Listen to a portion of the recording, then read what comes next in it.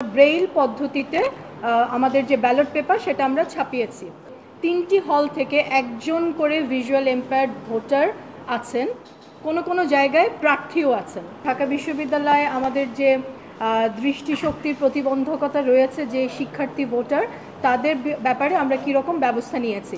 আপনারা সবাই জানেন যে বাংলাদেশে এখন পর্যন্ত দৃষ্টিশক্তির প্রতিবন্ধকতা রয়েছে, অর্থাৎ ভিজুয়াল এম্পায়ার্ড ভোটাররা অন্যের সহায়তা নিয়ে বুথে যান এবং অন্যের সহায়তায় ভোট প্রদান করেন।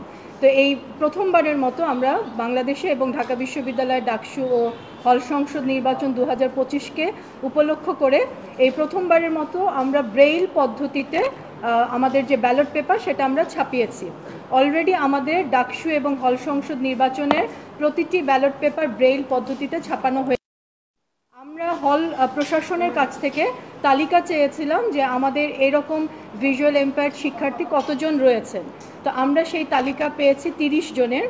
7টি হল থেকে 30 জনের তালিকা আমরা পেয়েছি। তো আমরা সম্পূর্ণ তথ্য আপনাদের সামনে ডিসক্লোজ করতে পারছি না, শুধুমাত্র আমি বলছি যে 3টি হল থেকে একজন করে ভিজুয়াল এম্পায়ার্ড ভোটার আছেন, কোনো জায়গায় প্রার্থীও আছেন, ভিজুয়াল এম্পায়ার্ড আছেন।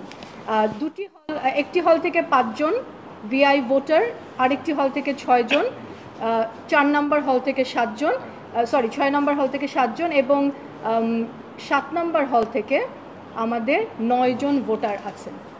এই হলো আমাদের 30 জন ভোটার, যারা স্বাধীনভাবে এই প্রথমবারের মতো এবং তার ব্যক্তিগত গোপনীয়তা রক্ষা করে ব্রেইল পদ্ধতিতে ভোট দিতে সক্ষম হবেন।